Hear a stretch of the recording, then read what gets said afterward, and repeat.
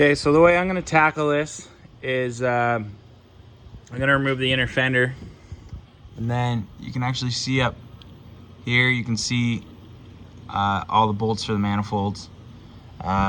So see the Torx bits, and then pop this off, the inner fender will come out. So just taking this out. Like I said, pull those all out. A few of them up here. Then I got mud flaps on it, so I have to take those off. There is a couple in behind here, but then it will just pull out. It's not a bad idea to throw some undercoating in there once you get it off. There's one side's off. We're off to a good start. I just reached in here to put some penetrate fluid on the bolts, and hard to see, but that one there on the front is missing the stud, so, or the bolt, I guess. As you can see, I took one of the spark plugs out. I also took the heat shield off just so I can get at it better.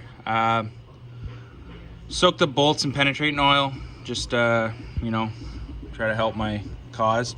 So these little pliers here I actually got on Amazon. They're just cheap. Saves you trying to pull on these, and they're also a soft edge, so you're not damaging your plug wires when you're pulling on them. Usually those tin ones you grab with a regular set of pliers usually bend the tin all to crap. So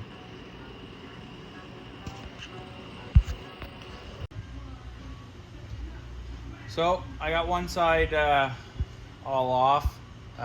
Broke one bolt, not flush, still a pain in the ass, but so anyways, I don't know if as well seen one of these. Hold it upright. Mini ductor 2, induction heat, works pretty well. Just hold it over the stud. I don't know what everyone else uses for lights, but I got two that I've been really liking lately. One is a snap-on snake light.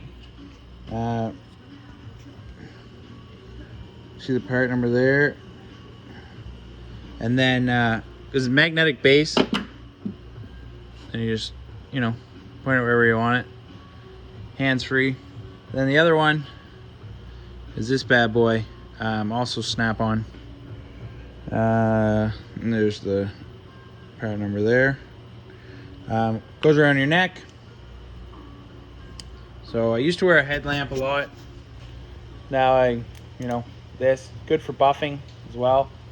You get both your hands. Anyways, so the mini ductor,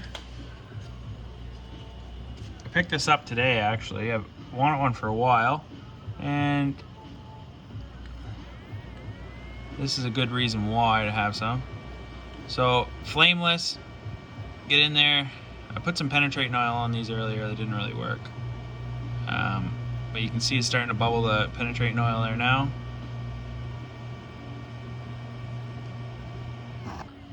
Anyways, get hot enough, and then I'll back the stud out. Hey guys, welcome back. I'm working on the truck. As you can see, some of the bolts didn't really cooperate, had to weld nuts on them, get them out. Lots of heat. Luckily, they are all out now. A couple hours of messing around there trying to get them out. So I'm just gonna clean this up with my sanding disc. Clean up a little bit, get all the old gasket and residue off, and then start to install the new headers. So I kind of cheated. This truck does have a body lift, so I didn't have to drop the cross member, and also I don't plan on reusing the exhaust. It's going in the garbage, so I cut just ahead of the catalytic converter, just drop that off, and then I could drop the rest of the section out. most trucks, if you do plan on changing the mid pipe too, you'll have to drop the cross member out. I'm not going to show that in this video because I obviously didn't do it. So now I'm going to start putting it back together. The only other thing you got to worry about is trying to get it over this dipstick. It's a real pain in the ass too. You wouldn't think that something, but just the way the manifold spacing is and the curve of the dipstick, it doesn't really come over overly easily. Passenger side's a dream to get off. Probably helped that the truck is got a body lift on it, just because there's obviously more room here than there regularly would be. But yeah, anyways, I'm gonna clean it up, get at it. So guys, I lied to you earlier with not having to take the cross member off. We actually had to drop the cross member. We didn't pull it all the way out just because where the lift has the arms on it. We just dropped it down far enough to slide the pipe in. So we got it in. You see it coming across here. It's on this header here. Run the elbow across, bolt it up over here. So guys, I ended up having to take the cross member out just because to fit this new piece in. I thought it was a 3-piece, which it is, but I thought I could get it over the cross member, roll it down. But in order to get it over the cross member and get it fit into place, you actually have to, you can't roll it just the way that the spacing is up here. So to take the cross member off, all I did, bolt these 21 mil and over here, and then I used a transmission jack, a couple extra blocks just because I got the truck up so high, a couple extra blocks just to put under the cross member here and just lower it so slightly. I'd say I had to bring it down 1.5 inches just to get enough clearance, and then roll it and then put it up. This truck does have a lift on it, so you might have to bring it completely out if your truck wasn't lifted. But then I guess all I got left, I turned the O2 sensors in. They're up here, clip back in. The back O2 sensors actually don't go in this pipe. You could drill and put bungs in it, but I'm just gonna turn them off on HP tuners.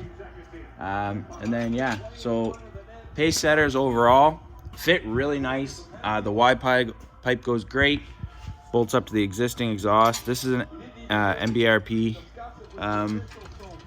exhaust, single, back to a 4-inch tip. Yeah, overall it's not a bad thing to do. Biggest pain was the bolts coming out of the manifolds. They didn't really want to come out. I had to weld a couple nuts on it, as I showed you earlier. But for the most part, it was a pretty, it's easy to get at if you take the inner fenders off. I don't think I'd try to go at it down through the hood, just because it makes things more difficult. You take the inner fenders off, everything's right there, right in front of you. Do it on a lift or not on a lift, doesn't really matter. I have the pleasure of having a lift in my garage, but yeah, everything went decent. There's definitely a few hiccups. Use a thread rechasing kit bought from Snap-on, works awesome. Had to clean out a couple of threads just because I had some bolts that broke and stuff like that, but this is the kit that I bought actually from my Snap-on dealer. I just picked it up, just the rethread kit, RTD 48, nice kit, 48 piece, comes with pretty much everything you need. So that worked wonders. You can put it on a socket. It has a hex head on it, which is nice. The one you use for the GM is the 8mm by 1.25. This bad boy right here. Goes on an 11mm socket. Threads in, cleans them up before you go to put the manifold bolts back in. I didn't end up using the hardware. The hardware from the pace setter headers or the gaskets. I bought OEM, went with that. I started to thread in the pace setter bolts, but wasn't a big fan. They're threaded all the way through, and where it is kind of a weird angle to kind of get up when you're trying to hold it by yourself.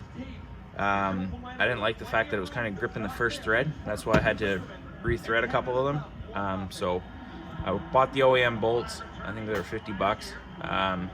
The first little bit of them has no threads on it, which kind of lets you line it up past the gasket and then start threading it in.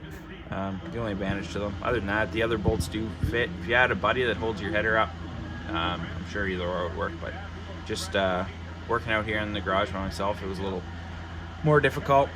Nice to have that extra couple mils to get your thread lined up before you start screwing it in. Anyways, if you guys like, I'll start the truck after I finish tightening everything up, get the inner fenders back on it, just so you got a little clip of hearing it. But if you like the video, like, subscribe.